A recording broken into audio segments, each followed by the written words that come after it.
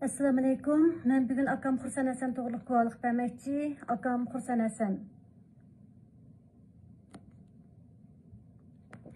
Akam Xursan Hasan Urumchilik 5-o'rta maktab to'liq o'rganib bitirgandan keyin Abdum rayonlik pedagogik universitetining til kasbini bitirib, Urumchilik televiziya stansiyasida ovoz artisti xizmati bilan shug'ullangan.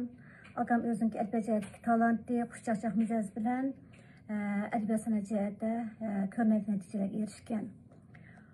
Akam yaqinqi yillardan buyon o'zi shaxsiy shirkat ochib, kino ishlash va qisqa film ishlash bilan shug'ullanib kelyapti. Akam 2018 yil 10-oyda Jongo Adabiyot san'atchilar birlashmasi, Jongo kinochilar jamiyati tashkillab uyushtirgan mamlakatlik kinochilik sohasidagi ixtisos xodimlarni tarbiyalash kursi bilan ishqi o'lkada o'rganish va ekskursiyada bo'lgan. Akamning salomatligi shundoq yaxshi. Akam 2018 yil 12-oyga kelgan chog'da tuyuqsiz hech qanday gunohsiz yo'q holatda tutilish lageriga olib ketilgan. Ham uzoq o'tmayla Abdum rayonlik birinchi doktorxona jiddiy bo'limga jiddiy qilishga olib kelingan.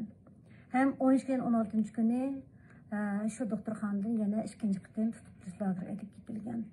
Akam gunohsiz holatda 1,5 yil tutilish o'rnatgandan keyin 2020 yili 9-oyning 4-kuni akamning davlat parchalash jinoyati bilan 15 yillik kesilganligi uqtirish qilingan.